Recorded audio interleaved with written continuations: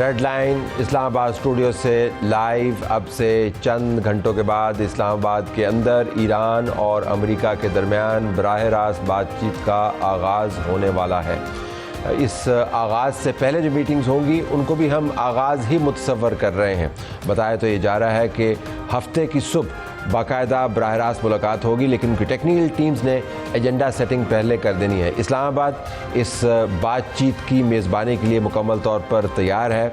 Security के arrangements भी मुकम्मल हैं। सफारतकारों ने जो काम करना था वो भी मुकम्मल है। पाकिस्तान की तमाम क़यादत दुनिया भर की क़यादत के साथ बातचीत में मसरूफ़ रही। वज़ीर आज़म पाकिस्तान की बातचीत हुई दुनिया भर के लीडरान में। डिप्टी प्राइम मिनिस्टर वज़ीर ख़ारजा इसहाक़ डार की बातचीत टेलीफोन के ऊपर अपने काउंटर पार्ट्स के साथ होती रही। अंदर खाने अपनी मुलाकातें भी होती रहीं। वज़ीर आज़म की मुलाकात chief of defence forces general Asim Munir के साथ हुई। जो माहौल इस वक्त बना हुआ है वो ये कि पाकिस्तान एक न्यूट्रल वेन्यू की जो वैल्यू है, जो कदर है, उसको दुनिया के अमन के लिए इस्तेमाल करना चाहता है। इस तमाम मुद्दे के अंदर दुनिया का कोई ऐसा खित्ता मौजूद नहीं था जो ये वज़न उठा सके। मशरिक़ वस्ता ख़ुद इसके अंदर मौजूद था, अमेरिका ख़ुद इस लड़ाई के अंदर मौजूद था, यूरोप इसको हाथ लगाने को तैयार नहीं था।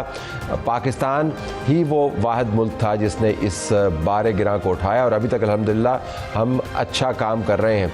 आने वाले दिनों में क्या होगा ये हम आपको दोबारा से बता दें कि पाकिस्तान, अमेरिका और ईरान की ट्राइलैटरल टॉक्स नहीं है ये बातचीत है अमेरिका और ईरान के दरमियान। मेज़बानी कर रहा है पाकिस्तान। मेज़बानी किस किस्म की है, हमारी जिम्मेदारियां क्या हैं, यहाँ तक हम कैसे पहुँचे, आज के प्रोग्राम में हम आपके सामने तमाम तफसीलात रखेंगे। हमारे पास माहिरीन मौजूद हैं, उनका तारुफ मैं 1 मिनट में करवा देता हूँ। हम आपको ये भी बताएंगे कि हिंदुस्तान के अंदर सफ़े मातम बिछी हुई है। अपनी हुकूमत को लान तान कर रहे हैं, कुछ सर पीट रहे हैं, कुछ सड़ान से भरे हुए तजिए कर रहे हैं और बता रहे हैं कि पाकिस्तान ने क्या मार का मार लिया। लेकिन उनके बराबर में लोग बैठे हुए हैं जिनको कह रहे हैं कि आपको ख़ुद शर्म आनी चाहिए, काम तो पाकिस्तान ने बड़ा किया, आप ख़ुद पर हंसिए तो ज़्यादा बेहतर बात है। तो हम जानना चाहेंगे कि हिंदुस्तान के मीडिया के अंदर क्या सिर्फ जो लंबी ज़ुबानें हैं या जो हसद से भरा हुआ तजिया है वही है, या इसके अंदर कोई और ट्रेंड भी नज़र आता है। इसके ऊपर हमें साकिब तनवीर साहब ज्वाइन करेंगे जो एडिटर इन चीफ हैं पाकिस्तान टीवी डिजिटल के। हम आपको इस प्रोग्राम में भारतीय मीडिया के रोने धोने की एक झलक भी दिखाएंगे और डोनाल्ड ट्रंप जो ठकाठक सोशल मीडिया के ऊपर पोस्ट करता है, आज भी उसने एक ख़तरनाक पोस्ट की जिसके अंदर उसने कहा कि अगर ये टॉक्स कामयाब नहीं होती तो फिर मैं उस किस्म की बमबारी करूंगा और उस किस्म की जंग करूंगा जिससे पहले नहीं देखी गई। उसने ये भी कहा कि हमारे तमाम जहाज़, हमारे बहरी बेड़े, हमारे फ़ौजी, हमारा बारूद, हमारे हथियार अपनी जगह पर मौजूद रहेंगे जब तक यहाँ से एक असली एग्रीमेंट नहीं हो जाता। साथ उसने ये भी कह दिया कि इसके बाद मैं अपनी अगली फ़तह के लिए तैयार हूँ। बाज़ लोगों का ख्याल है कि वो बात कर रहा है कि यहाँ से फ़ारिग होने के बाद मैंने ग्रीनलैंड जाना है। बाज़ लोगों का ख्याल है कि उसने क्यूबा की तरफ जाना है। वो बात के मामलात हैं।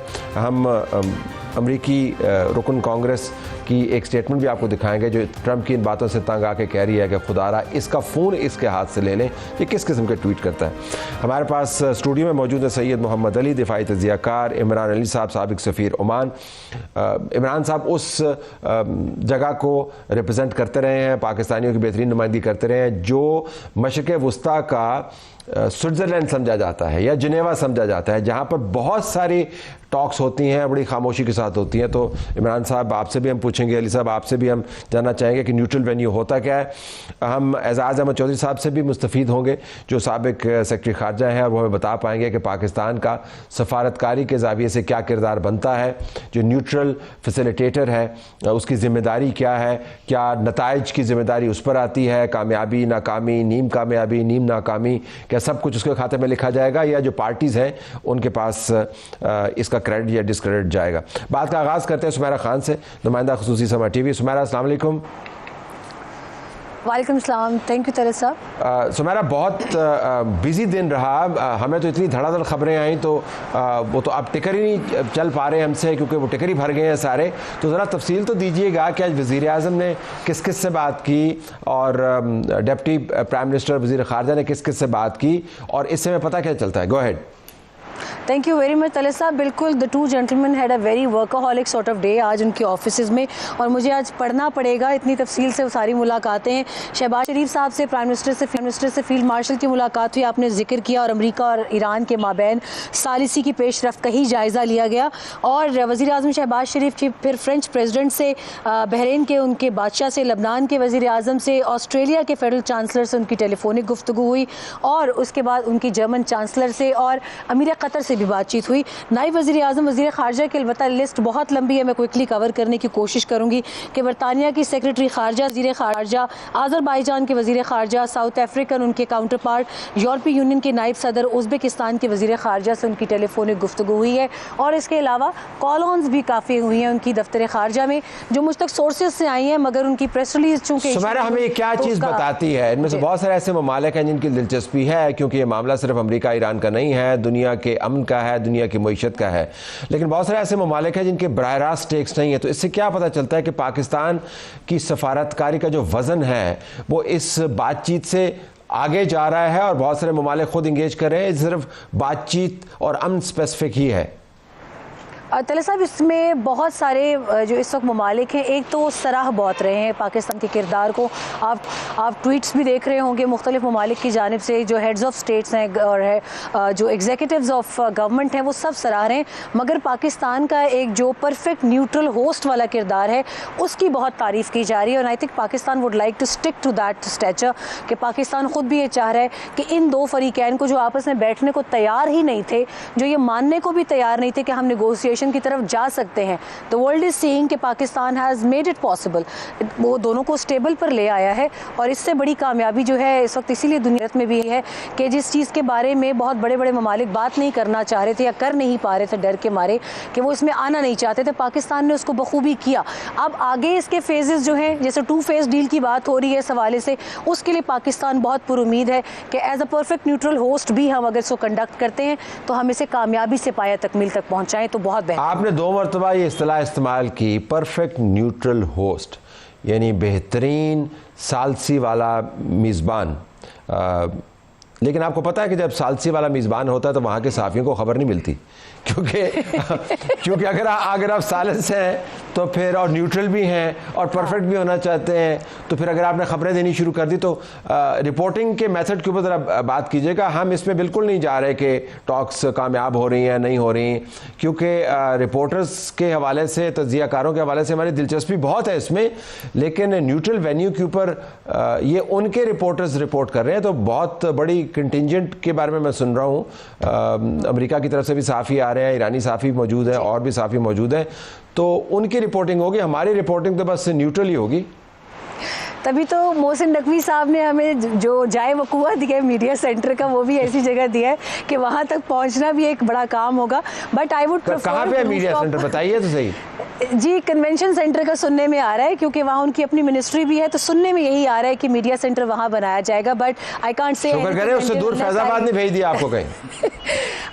वैसे Faizabad would be much better कि we had a bridge, at least we can have an eye on the the contingents, and that's where the information is anyways. अच्छा, तो अब वहाँ पे आप होंगे, अभी सुनने में यही आ रहा है, until unless we get hold of our passes, security clearance के पासेस जब तक मिलते नहीं हैं तब तक हम कुछ कह नहीं सकते। लेकिन इसमें आपकी वाली बात से मैं ज़रूर इत्तफाक करूंगी कि अगर साथ में एम्बेडेड जर्नलिज्म के लिए जर्नलिस्ट आते हैं हर मुल्क के, तो सुनने में तो वैसे ही आ रहा है कि कोई बड़ा नंबर सहाफ़ियों का नहीं आ रहा। वीज़ा इशूएंस के इशूज़ थे, ज़ाहिर है बहुत कम वक्त था, और प्रोसेसिंग होती है, क्लियरेंस होती है, that might be a hitch in issuance visas. लेकिन अगर वो एम्बेड करके साथ लेकर आते हैं अपने एयरक्राफ्ट्स के अंदर, तो obviously Pakistan has to arrange for them, वो तो हर होस्ट कंट्री के ऊपर वो आता है।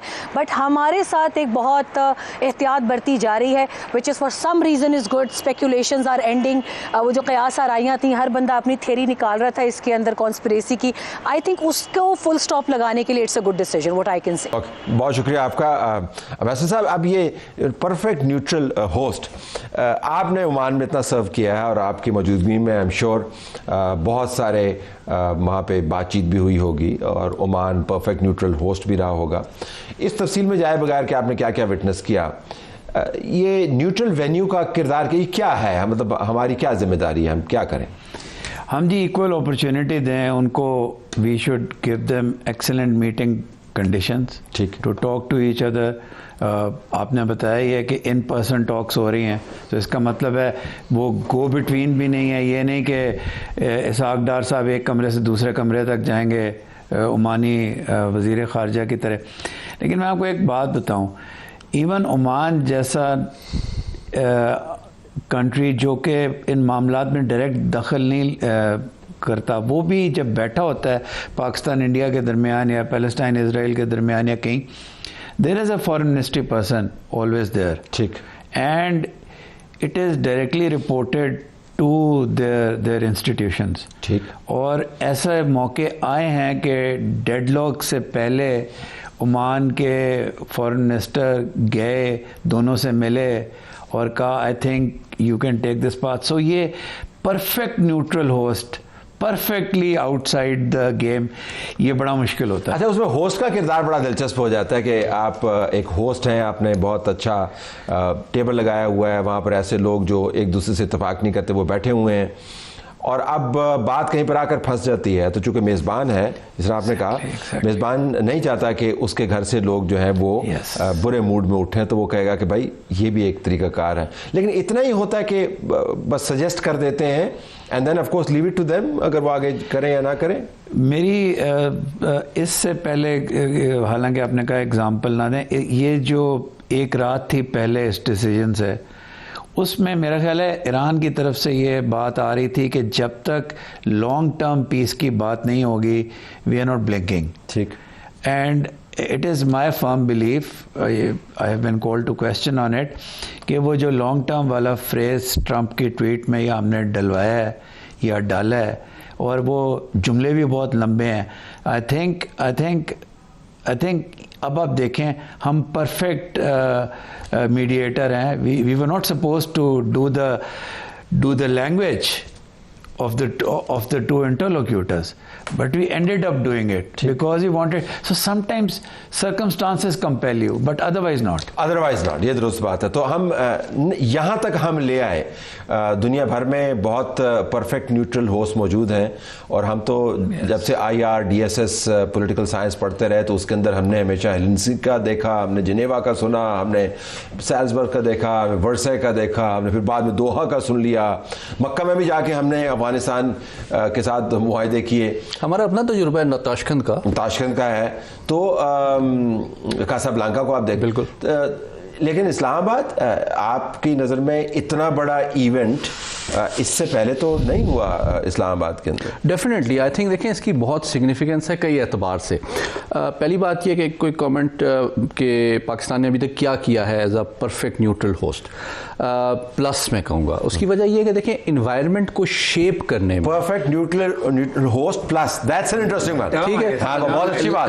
लेट मी प्लस वाला आपने बयान किया, लेट मी एक्सप्लेन दिस। देखें, आज जिस तरह अभी सुमेरा ने बड़ा तफसील से बताया कि तकरीबन 50 आलमी रहनुमाओं से कमोबेश हमारे मुख्तलिफ लेवल के सफारती क़यादत की बात होती है, वज़ीर आज़म की बात होती है, और वो सब पाकिस्तान की को सताइश से नवाजते हैं, अप्रिशिएट करते हैं, इस प्रोसेस में अपना वज़न डालते हैं। तो ये परफेक्ट न्यूट्रल होस्ट होने के बावजूद आपके साथ जब 50 दुनिया के मुल्क खड़े हो जाते हैं, तो आपका स्टेक और वज़न भी बढ़ जाता है, और एक ओनस दोनों निगोशिएटिंग पार्टी के भी ऊपर आ जाता है कि आप हैं तो आप आमने सामने, लेकिन 50 मुल्कों की एक्सपेक्टेशन है कि आप जब इस कमरे से निकलें तो निकले, सारी दुनिया देख रही है। दूसरी बात बहुत इंपॉर्टेंट, इससे ज्यादा इंपॉर्टेंट बात यह है कि पाकिस्तान ने अल्हम्दुलिल्लाह इस प्रोसेस को जितना डेलिकेट और केयरफुली जो है सिक्योर किया है, despite internal external regional spoilers की मौजूदगी, ख्वाहिशात, फेक नैरेटिव्स के बावजूद, वो भी एक परफेक्ट न्यूट्रल होस्ट प्लस हमें बनाता है कि हमने खाली टेबल लगा के पानी नहीं रख दिया कि अब आप लड़ें आपस में। बात यह है कि हमने उनको उस पूरे प्रोसेस को भी सिक्योर किया है, स्पॉइलर से बचाया है। ये एक दूसरा पहलू है। तीसरी बात बहुत इंटरेस्टिंग, मैं काफ़ी पुरुमीद हूँ इस प्रोसेस से कॉशियसली, लेकिन उसकी वजह इसराइल की फ्रस्ट्रेशन और डिस्प्रेशन है कि उसने जितने बड़े पैमाने पे आज सुबह एस्केलेशन की है, वो ये साबित करती है कि इट इज़ डेस्परेट कि या तो वो इसको स्पॉइल कर दे, या अगर कोई टेंजिबल आउटकम वो एक्सपेक्ट या एंटिसिपेट कर रहा है तो उससे पहले जो कुछ गेन कर सकता है वो कर ले। तो अगर मैं इसके अंदर ये इजाफा कर पाऊँ, एम्बेसडर साहब, अली ने बड़ी ज़बरदस्त बातें की कि हम परफेक्ट न्यूट्रल होस्ट प्लस हैं, हम पैसिव होस्ट नहीं हैं, हम एक्टिव होस्ट हैं और हमारी प्रिंसिपल्स वाली पोजीशन मौजूद है। मैं वज़ीर दिफा ख्वाजा आसिफ का ट्वीट देख रहा था इसराइल के बारे में, और जो अली आप बात कर रहे थे और आपने भी उसका जिक्र फरमाया, उसमें वो कह रहे हैं कि हम ये काम करना चाह रहे हैं। इसराइल ने वर्चुअली एक जेनोसाइड छोटा सा शुरू किया है साउथ लेबनान के अंदर, और वो इस सारे मामले को तबाह करना चाहता है। तो अब हमने इस माहौल को अच्छा भी रखना है, तो लेकिन जब टॉक शुरू हो जाएंगी फिर तो टॉक्स के अपने डायनामिक्स होंगे ना, वो तो हम नहीं कंट्रोल कर रहे हैं। मां सिवाय इधर उधर थोड़ा सा हमने अगर नज कर दिया, सजेस्ट कर दिया, इसके अलावा तो नहीं। जी, वो टॉक्स के अपने डायनामिक्स होंगे। और आपने आज सुबह फरमाया था कि 75% शायद they have done their homework, because they are travelling to a very different destination. इस दफ़ा पाकिस्तान आ रहे थे, दूर से आ रहे हैं, तो अगर यहाँ बैठ के उन्होंने फ्रेमवर्क ही तय करना हो तो फिर उनको दोबारा आना पड़ेगा। ये बड़ी ज़बरदस्त आपने बात की। लोग अमूमन ये देखते नहीं है कि जो ट्रैवल डिस्टेंस है वो सिर्फ यहाँ पे आके चाय पीने के लिए, एक दूसरे को जानने के लिए नहीं आए। और अम्बेसडर साहब, ये पहली मुलाकात तो नहीं है आपस में ना इनकी, इससे पहले भी मुलाकातें हो चुकी है। ओमान के 7 राउंड्स हुए थे, ओबामा के दौर में 20 महीने नेगोशिएशंस किए थे। सो इन अ वे दे नो ईच अदर। लेकिन पिछले की निस्बत इस मरतबा फ़र्क क्या है? इस दफ़ा फ़र्क ये है जी कि the world is at tenterhooks. पहले ये आपस में थे, पूरी दुनिया में इकोनॉमिक डाउनटर्न नहीं था, ऑयल की प्रॉब्लम्स नहीं थी, ऑयल की सिर्फ नहीं, एग्रीकल्चर की, बाकी चीज़ें, सारी supply chain. And if it goes wrong further और नीचे जाता है साउथ, तो फिर और मुसीबत है। उसके बाद the bombing that has taken place, बहुत सारा प्री बॉम्बिंग था। ये दिस इज़ नाउ वायलेंट और ये पूरी दुनिया को इफेक्ट कर रहा है। Stakes high stakes. 4 चीज़ें डिफरेंट है। नंबर 1 ये कि स्टेक्स हाई इसलिए हैं कि अब वो एक बड़ी वॉर के बाद बैठ रहे हैं, पहले तो वो वैसे ही बैठे हुए थे। दूसरी बात, मैं 2 नेगेटिव बता दूं, 2 पॉजिटिव। दूसरा नेगेटिव ये है कि विटकॉफ और कुशनर तो पिछली दफ़ा भी बैठे थे, और अगर ईरान ने फ्लेक्सिबिलिटी दिखाई थी तो ईरान को क्या फ़ायदा हुआ फ्लेक्सिबिलिटी दिखाने का? तो ऐन मुमकिन है कि इस दफ़ा वो ज़्यादा रिजिड और मैक्सिमलिस्ट पोजीशन से स्टार्ट करें। एक ये 2 नेगेटिव हैं। अब 2 पॉजिटिव ये हैं कि उनका यहाँ आना, जिस तरह आपने भी हवाला दिया, फिजिकली यहाँ पे आना उनके लिए अपने घर और कॉन्स्टिट्यूंसी और अवाम के सामने भी पॉलिटिकल कॉस्ट बढ़ा देता है कि आप गए क्यों थे भाई, अगर आपको लगता है कि कुछ होना ही नहीं है। तो मुझे लगता है कि काफ़ी चीज़ें बैन क्वाइटली हो गई हैं। अंडरस्टैंडिंग एक ऐसी है कि दोनों ईरान और अमेरिका कॉन्फिडेंट हैं कि वो कुछ ना कुछ आके दुनिया और अपने अवाम और अपनी लीडरशिप को भी दिखा सकेंगे ताकि ये बिल्कुल ब्रेकडाउन ना हो जाए।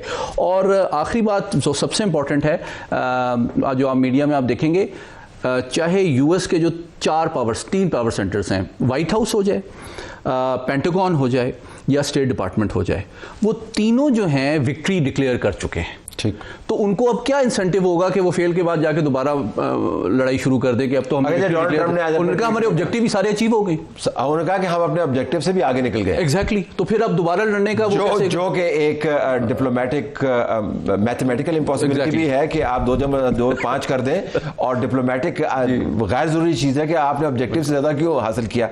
बिल्कुल आखिर में अम्बेसडर साहब, अगर मैं आपसे पूछ पाऊँ, इसका क्या नतीजा निकलता है? फेलियर होता है, सक्सेस होती है, नीम कामयाबी होती है, नीम नाकामी होती है। हमारा दोष तो नहीं है ना, हम तो न्यूट्रल वेन्यू हैं, हम इफेक्ट होंगे इससे, लेकिन हमारा तो इससे लेना देना है नहीं ना। जी, डायरेक्टली दोष तो नहीं है, लेकिन आपका ईस्टर्न नेबर तो फिर शादियाने पे जाएगा। जो भी गम के आंसू रो रहा है वो कहेगा देखा कहते ये हुआ है। प्लस ये जो 50 लोगों की आज कॉल आई है, अगर हमने इनको एयर कंडीशनिंग और कमरे ही देने थे तो वो हमें क्यों कॉल करते? और वो बड़ी दुनिया में खूबसूरत जगह हैं जाने के लिए।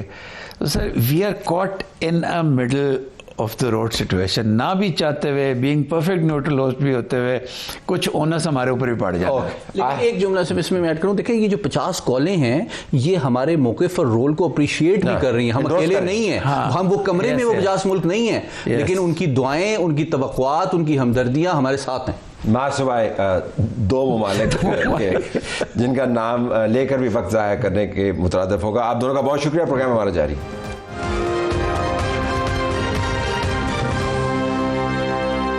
बहुत मसला हो रहा है हिंदुस्तान के अंदर। मैंने सिर्फ आपको झलक इस वजह से दिखाई कि ये भी प्रोग्राम के इस हिस्से में शामिल है, और हमें मोहम्मद साकिब तनवीर जो एडिटर इन चीफ है पाकिस्तान टीवी डिजिटल के, वो उन्होंने ज्वाइन कर लिया है। वो हमें इसके ऊपर भी थोड़ी देर में बताएंगे कि इंडिया के अंदर ये आग क्यों लगी हुई है, इंडियन मीडिया किस तरीके से कवरेज कर रहा है। लेकिन सबसे अहम मामला जिसके लिए हमने जहमत दिया है एजाज़ अहमद चौधरी साहब को, जो साबिक सेक्रेटरी खारजा हैं, वो फोकस में करने की ज़रूरत है कि अमेरिका और ईरान को टेबल पर पाकिस्तान तो लाया, लेकिन उनके अपने मुहर्रकात क्या हैं।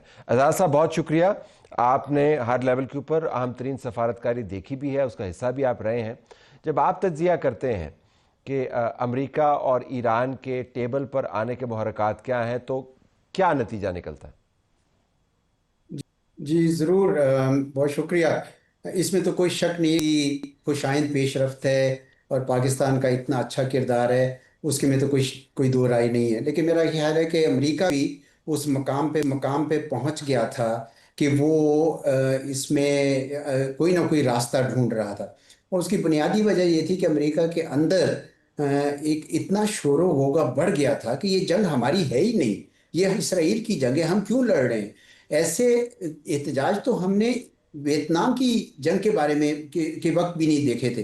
तो चुनाचे अमेरिका में डोनाल्ड ट्रंप साहब को महसूस हुआ कि मेरी सियासी कीमत अगर इसी तरह बढ़ती चली गई तो कल को मिड टर्म इलेक्शन, उसके बाद आने वाला जो वक्त होगा, तो मेरी पार्टी के लिए, मेरे लिए बड़ा मुश्किल होगा।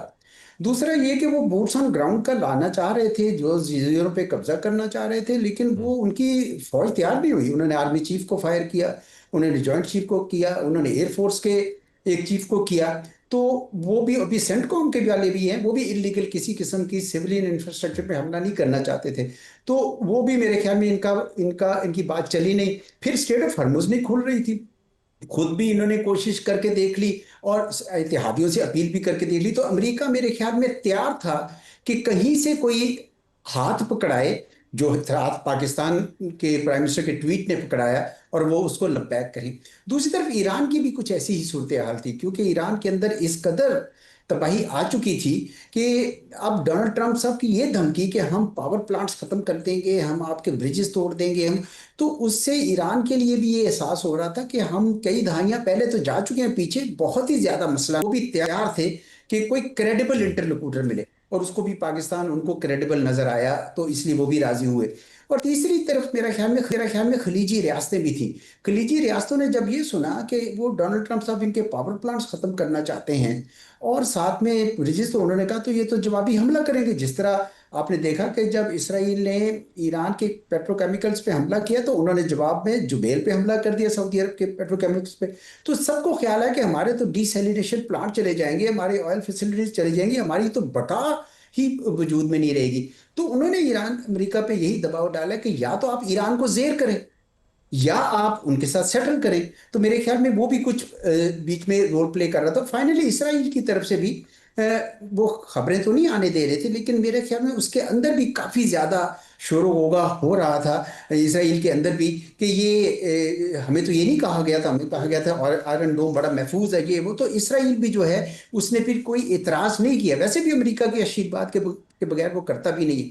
अच्छा, ये सारी वजूहात मेरे ख्याल में बनी हैं कि ऐसे में पाकिस्तान जो मुसलसल कोशिश कर रहा था और मुसलसल एक क्रेडिबल आवाज़ के तौर पर उभर रहा था, तो उसने मेरे ख्याल में वैसे भी मेरे ख्याल में इस वक्त वाहिद मुल्क है जिसके ईरान के साथ भी ताल्लुकात थे अच्छे, और अमेरिका के साथ भी, और खलीजी रियासतों खसूसन सऊदी अरेबिया के साथ भी अच्छे थे, और साथ भी एतमाद का रिश्ता था। हमारा ताल्लुक वास्ता चीन के साथ भी है, और अब रूस के साथ भी हम इंगेज्ड हैं।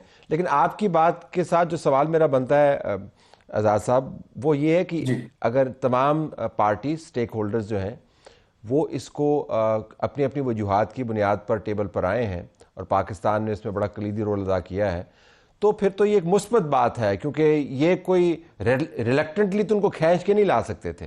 तो अगर वो टेबल पर आ रहे हैं तो नतीजा हासिल करने के लिए आ रहे हैं।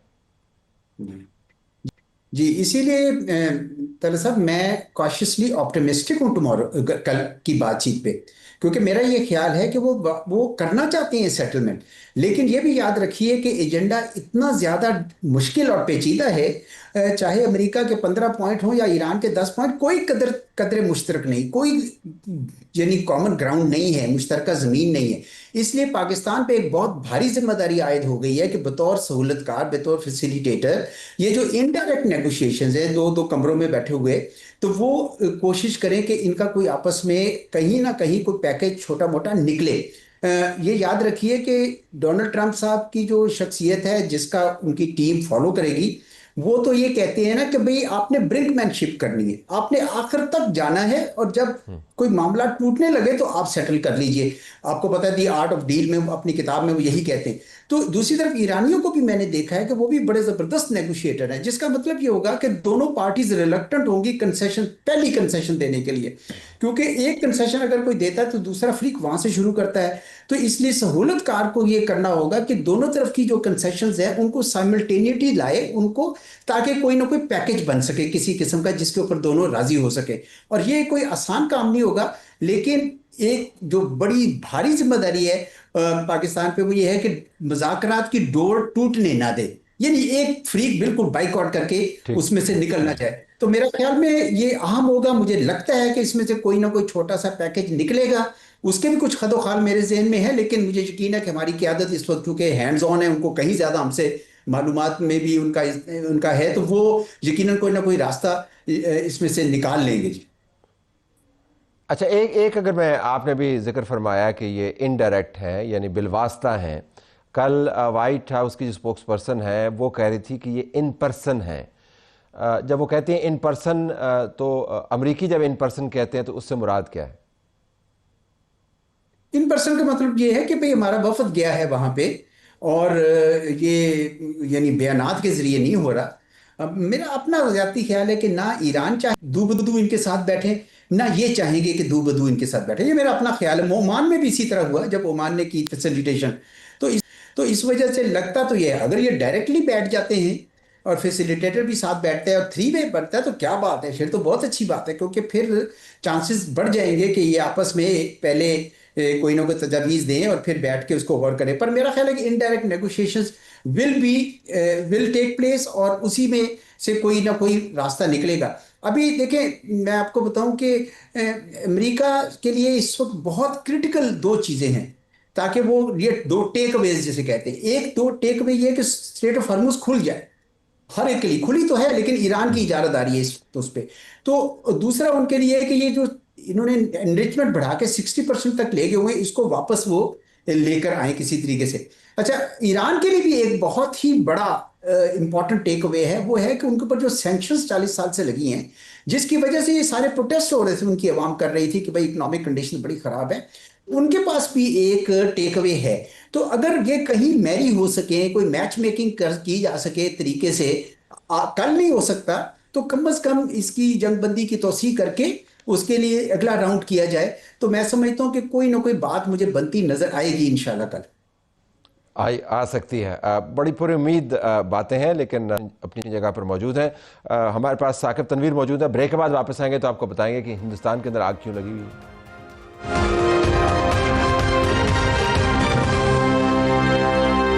सारी दुनिया खुश है कि पाकिस्तान अमन का पैगंबर है। हिंदुस्तान की तरफ सफ़े मातम बिछी हुई है। साकिब तनवीर हमारे साथ हैं जी, editor in chief Pakistan TV digital. Saqib, बहुत शुक्रिया।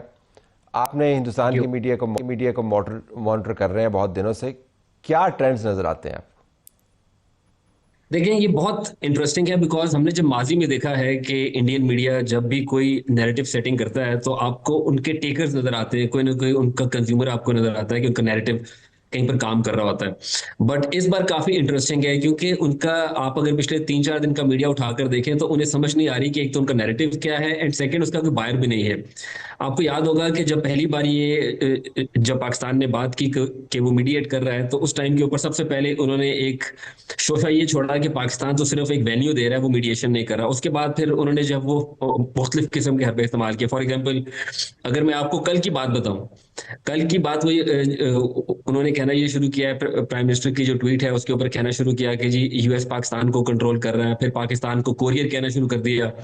फिर अभी की बात है, अब क्योंकि उन्हें कोई और नैरेटिव पॉइंट नहीं मिला है। आखिरी उनका जो पॉइंट है वो ये है कि वो अब डोनाल्ड ट्रंप को क्रिटिसाइज कर रहे हैं, अमेरिकन गेस्ट को बुलाकर डोनाल्ड ट्रंप के बारे में बात कर रहे हैं कि ही इज लॉस्ट इट, उनकी जो मेंटल हेल्थ के बारे में सवाल कर रहे हैं। सो प्रॉब्ली इंडियन मीडिया का आई थिंक शायद ऑपरेशन सिंदूर के बाद ये दूसरा बड़ा मोमेंट है जिसमें उन्होंने अपने आप को कंप्लीटली एक्सपोज किया है। ये इनका दरअसल ऑपरेशन तंदूर हो गया है, इस वजह से समझ नहीं आ रही कि उन्होंने जाना किस तरफ है, तभी इतना धुआं निकल रहा है वहां से। लेकिन आपने दिलचस्प बात की कि जी गो अहेड, बताइए बताइए। मैं आपको आज का एक इंटरेस्टिंग एनेक्डोट में अगर जाती एक एनेक्डोट है, मुझे जो इंडिया के एक बहुत फेमस एंकर हैं अर्नब गोस्वामी, उनकी टीम की तरफ से आज कॉल आई, वो शो में इनवाइट करना चाह रहे थे। तो उनकी टीम को मैंने स्पेसिफिकली बोला कि आपके जो चैनल के ओनर हैं वो उनका शाउटिंग मैच होता है, और कोई भी जब वो पाकिस्तानी सीजन जर्नलिस्ट या कोई भी आम पाकिस्तानी जो कि सिविलाइज्ड है वो कभी भी आपके शो में नहीं आएगा। उसके बाद से इनके चैनल की तरफ से 4-5 बजे कॉल्स डायरेक्टली आ चुकी हैं, उनके कोऑर्डिनेटर की तरफ से भी अपॉलॉजीज के मैसेज आ रहे हैं, अगर हमसे कोई बदतमीजी है तो प्लीज आप हमारे शो में आ जाएं। सो आई थिंक यहाँ तक उनकी डेस्परेशन अब पहुंच चुकी है। गोस्वामी जो है वो तरले मिन्नतें कर रहा है, और ये वो शख्स है जो बड़े तुरम खान के तौर पर बैठ के वहाँ पे लेक्चर देता था। आपने कहा कि इसका कोई ऑडियंस के अंदर क्या रिस्पांस है? अमूमन तो कहते हैं कि हम ऑडियंस के दिल मोह लेते हैं या फिर ऑडियंस हमें चलाती है। ऑडियंस का आपने तज्जिया किया क्या? वाकईतन कोई बड़े ट्रेंड्स बन रहे हैं और लाखों लोग उसको फॉलो कर रहे हैं क्या? देखिए, जो इंडियन ऑडियंस है ना, इंडियन ऑडियंस के हवाले से एक इशू ये है कि पिछले 2 दिन से कांग्रेस की जानिब से नरेंद्र मोदी के ऊपर बहुत से सवालात उठाए जा रहे हैं, जिसको पब्लिक के लेवल पे भी कह सकते हैं। और उसके बाद से आज की कवरेज, अगर मैं पिछले 6 घंटे की कवरेज की बात करूं तो आपको हेडलाइंस के अंदर कांग्रेस की बैशिंग नजर आ रही है। और कांग्रेस की बैशिंग से मुराद ये है कि क्योंकि कांग्रेस की तरफ से पाकिस्तान को एक्नॉलेज किया गया है, कहा गया है कि पाकिस्तान ने एक मेजर रोल प्ले किया है और नरेंद्र मोदी ने इंडिया को दुनिया भर में आइसोलेट कर दिया है। तो उसी से आप अंदाजा लगा लें कि ये वो नैरेटिव है जो कि कांग्रेस अवाम में लेकर जा रही है, और शायद इंडियन अवाम भी अब जो इंडियन मीडिया कह रहा है उसको उनकी बातों को कंज्यूम नहीं कर रही है, जिसकी वजह से अब आई थिंक इंडियन मीडिया ने जो तोपों का रुख है वो अब इंटरनली कांग्रेस की तरफ कर लिया, बिकॉज दे रियलाइज कि शायद जो उनका नैरेटिव है वो परमिएट नहीं कर रहा है इंडियन ऑडियंस में। ये बताइएगा कि जो हिंदुस्तान की तरफ से कोई संजीदा अगर बात हो रही है तो वो क्या है? क्या वो चाह रहे हैं कि ये टॉक्स जो हैं वो फेल हो जाएं? यानी एक स्ट्रेटेजिक नैरेटिव भी तो है, ये तो एक लोगों को लुभाने के लिए, गुमराह करने के लिए है। तो कोई बड़ी बात भी कर रहे हैं या सब कुछ जो है ये ऑल फॉली बक रहे हैं? देखिए, जो एग्जांपल्स मैं आपको दे रहा हूँ वो ज्यादातर मेन स्ट्रीम या जिसको अब लेगेसी मीडिया या टीवी जिसको आप कह सकते हैं उनकी बात है। वहां पर आपको जिंगोइज्म उसी लेवल की नजर आ रही है, जिनके बारे में कह सकते हैं कि लॉस्ट कॉज है, बियॉन्ड होप है। बट अगर आप इंडिया का डिजिटल मीडिया देखें या इवन प्रिंट भी आप देखें तो आपको उसमें सेम वॉइसेस नजर आएंगे। आप करण थापड़ की बात कर लें या इवन शशि थरूर ने जो आर्टिकल लिखा है उसमें उन्होंने जो है वो ये एक्सप्लिसिटली कहा है कि इंडिया को खुश होना चाहिए, चाहे पाकिस्तान है या कोई भी मीडिएटर है, इंडिया को खुश होना चाहिए कि ये जंग जो है वो खत्म होने को आ रही है। सो आपको डिजिटल मीडिया के अंदर, ऑनलाइन और प्रिंट मीडिया के अंदर बहुत सी सेम वॉइसेस जो हैं वो नजर आ रही हैं, बिकॉज दे रियलाइज कि बियॉन्ड ऑप्टिक्स या बियॉन्ड स्लोगन्स ये इंडिया के लिए बहुत बड़ा मसला था। और आई थिंक 7 साल के बाद इंडिया के अंदर पहली एक ईरानियन शिप आई है जो कि तेल लेकर आई है। सो इंडिया को पाकिस्तान का शुक्रगुजार होना चाहिए कि पाकिस्तान की वजह से 7 साल के बाद उन्हें जो है वो ईरान का तेल मिल गया है।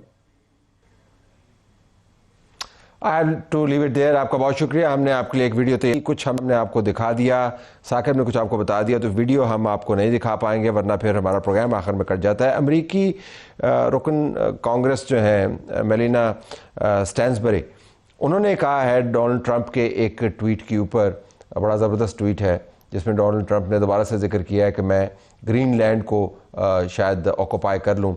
उसके ऊपर उन्होंने कहा है कि please someone take his phone away.